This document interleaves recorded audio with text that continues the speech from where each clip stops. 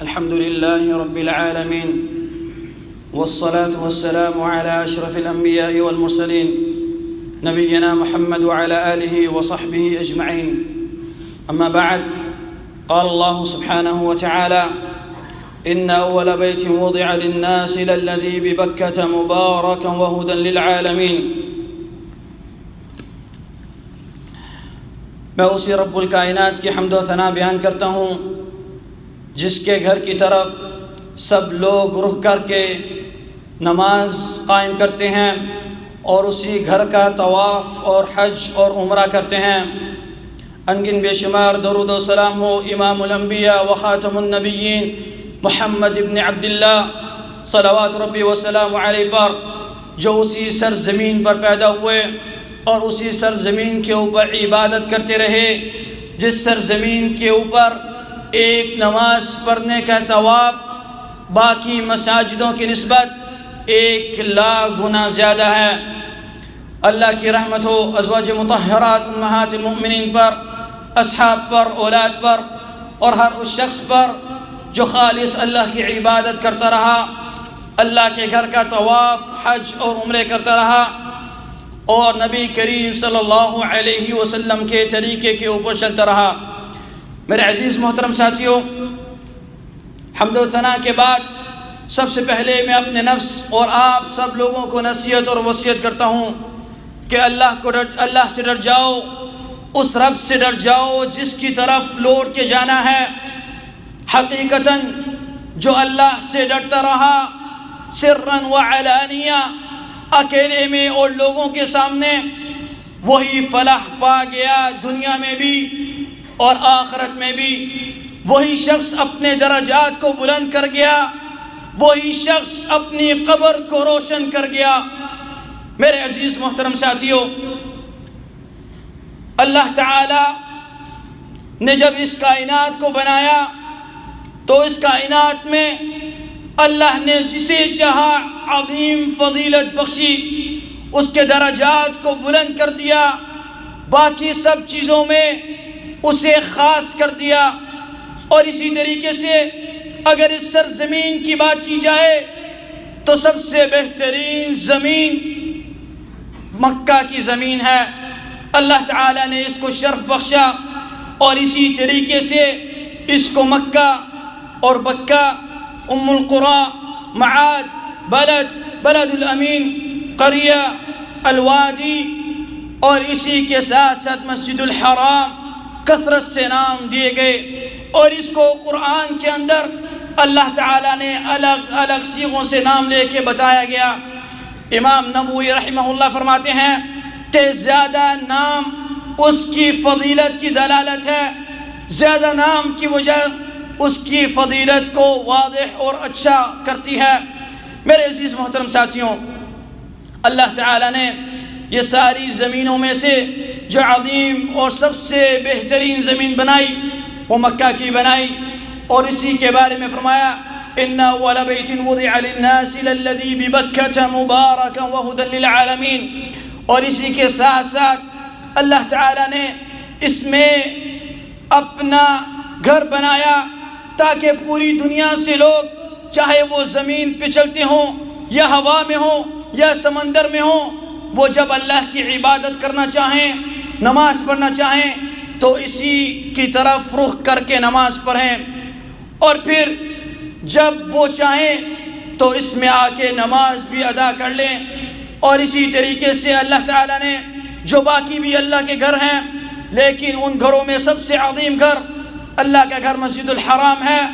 اس کی فضیلت اللہ تعالیٰ نے باقی مساجدوں سے افضل بیان کی اور کہا کہ اس میں ایک نماز پڑھنے سے باقی مسجدوں کی نسبت 1,00,000 کے برابر ہے. یعنی کہ ایک انسان کی عمر تقریباً 83 سال تک وہ عبادت کرتا رہا اور باقی عام مسجد میں نماز پڑھتا رہا،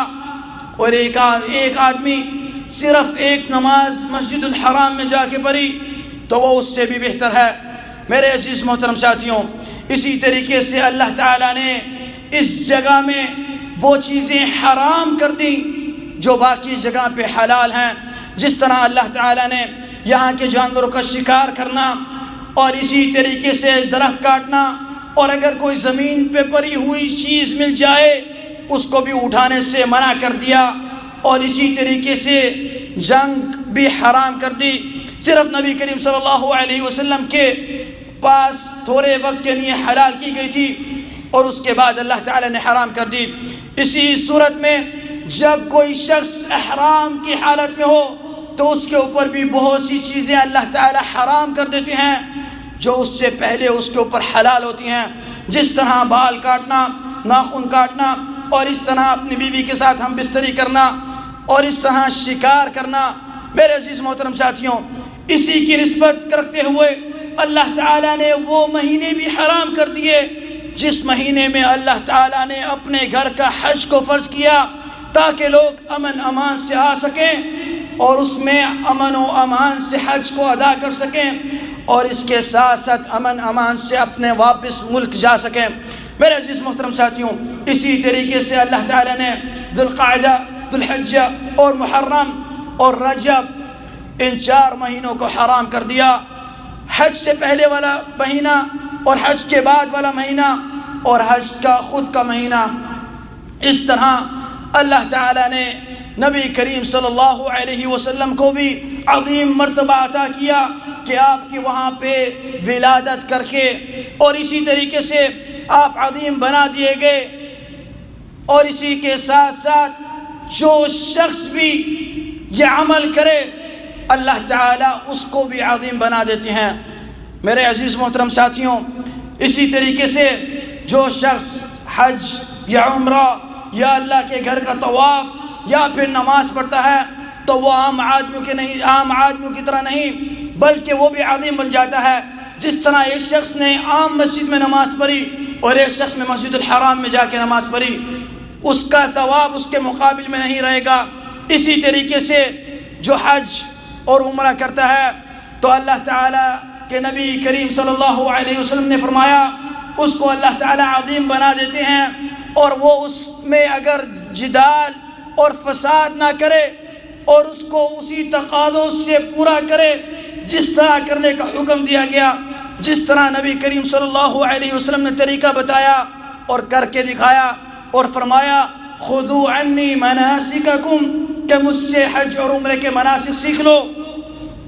اسی طریقے سے ادا کیے تو اس کا ثواب اللہ تعالیٰ یہ دیتے ہیں کہ اس کو واپس اس حال میں واپس کرتے ہیں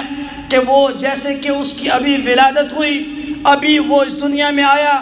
جس طرح وہ دنیا میں آتا ہے اس کے کوئی گناہ نہیں ہوتے، اس طرح اللہ تعالیٰ اس کی واپسی کرتے ہیں اور اس شخص کو بھی عظیم بنا دیتے ہیں۔ میرے عزیز محترم ساتھیوں، اللہ تعالیٰ کی نعمتوں میں سے یہ نعمت، عظیم نعمت ہمارے اوپر ہے کہ ہم انسان ہیں، پھر اس نے ہمارے اوپر شرف بخشا کہ ہمیں مسلمان بنایا،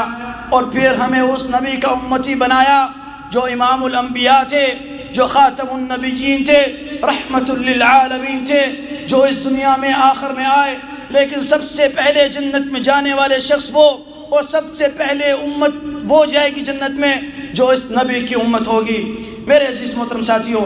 ہم اسی نبی کی امت ہیں جو جنت میں سب سے پہلے داخل ہوں گی، اسی نبی کی امت جس کو اللہ تعالیٰ نے یہ شرف بخشا، جو بغیر حساب اور بغیر عذاب کے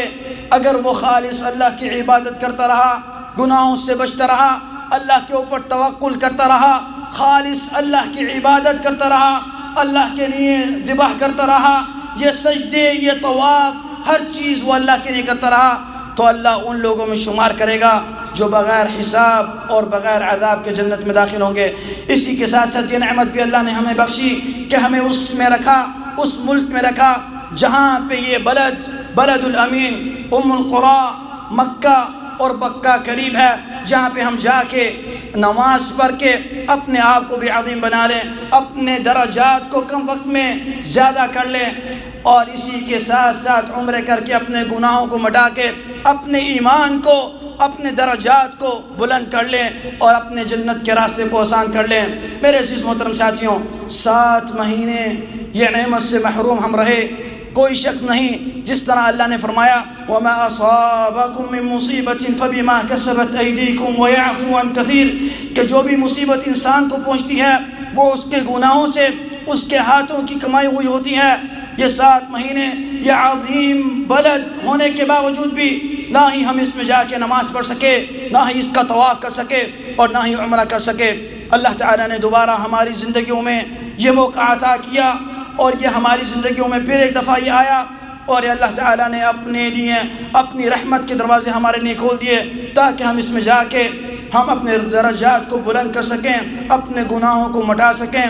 اور اللہ کی جنت کے قریب ہو سکیں۔ میرے عزیز محترم ساتھیوں، اس بیماری میں بہت سے لوگ اس دنیا سے رخصت ہو گئے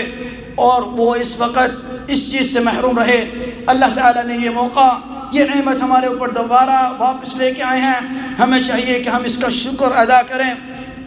کیونکہ اللہ نے فرمایا لَإِن شَكَرْتُمْ لَأَزِيدَنَّكُمْ کہ جب تم شکر کرتے رہو گے تو اللہ تعالیٰ زیادہ بڑھاتا رہے گا۔ اور اس نعمت سے استفادہ لیں اور اس سے ہم لوگ اپنے درجات کو بلند کریں۔ میں اللہ سے دعا گو ہوں کہ وہ ہمیں اپنے گھر کی زیارت نصیب فرما، ہمارے درجات کو بلند کر دے، ہماری نیکیوں کو اپنی بارگاہ میں قبول فرما لے، ہمارے گناہوں کو مٹا دے۔ اے اللہ ہم پہ رحم فرما، اے اللہ ہمارے والدین کے اوپر رحم فرما، اے اللہ اگر وہ اس دنیا میں ہیں تو اے اللہ ان کے درجات کو بلند کر دے۔ وہ بیمار ہیں، اے اللہ ان کو شفا یاب کر دے۔ اے اللہ وہ مصیبت میں مبتلا ہیں، اے اللہ ان کی مصیبت کو دور کر دے۔ اے اللہ وہ قرض میں مبتلا ہیں، اے اللہ ان کو قرض سے نجات عطا فرما دے۔ اے اللہ ہمارے والدین یا ان میں سے کوئی اگر اس دنیا سے رخصت ہو گیا ہے، اے اللہ ان کے درجات کو بلند کر، ان کی قبروں کو روضۃ من ریاض الجنہ بنا دے، ان کو قبر کے عذاب سے محفوظ رکھ۔ اے اللہ جو باقی ہیں اور ہمیں بھی جب سکرات الموت ہو تو اے اللہ کلمہ لا الہ الا اللہ محمد الرسول اللہ نصیب فرمانا اور ہمیں بھی قبر کے عذاب سے محفوظ کر لینا۔ اے اللہ ہم سب لوگوں کو جہنم کے عذاب سے محفوظ کر لینا۔ اے اللہ ہم لوگوں کا شمار ان لوگوں میں کرنا جو مع النبیین والصدیقین والشہداء والصالحین کے ساتھ جنت الفردوس میں جائیں گے۔ اے اللہ ہمیں قیامت کے دن اپنے عرش کے سائے تلے جگہ دینا جب کوئی سائے نہیں ہوگا، اے اللہ سوائے تیرے عرش کے سائے۔ اے اللہ ہمیں حوض کوثر کا پانی نصیب فرمانا۔ هذا وصلوا وسلموا على حبيب المصطفى فقد أمركم الله جل من قائل عليما حكيما إن الله وملائكته يصلون على النبي يا أيها الذين آمنوا صلوا عليه وسلموا تسليما اللهم صل على محمد وعلى آل محمد كما صليت على إبراهيم وعلى آل إبراهيم إنك حميد مجيد اللهم بارك على محمد وعلى آل محمد كما باركت على إبراهيم وعلى آل إبراهيم إنك حميد مجيد وارض اللهم عن خلفاء الراشدين أبي بكر وعمر وعثمان وعلي وعن سائر الصحابة وعنا معهم برحمتك يا أرحم الراحمين اللهم اغفر للمسلمين والمسلمات والمؤمنين والمؤمنات الأحياء منهم والأموات اللهم اغفر لنا ولوالدينا ولجميع المسلمين برحمتك يا أرحم الراحمين اللهم وفق ولي أمرنا لما تحب وترضى اللهم وفق جميع ولاة المسلمين للبر والتقوى برحمتك يا أرحم الراحمين اللهم من أرادنا وأراد الإسلام والمسلمين بسوء فاشغله بنفسه ربنا هب لنا من أزواجنا وذرياتنا قرة أعين واجعلنا للمتقين إماما ربنا آتنا في الدنيا حسنة وفي الآخرة حسنة وقنا عذاب النار عباد الله إن الله يأمر بالعدل والإحسان وإيتاء ذي القربى وينهى عن الفحشاء والمنكر والبغي يعظكم لعلكم تذكرون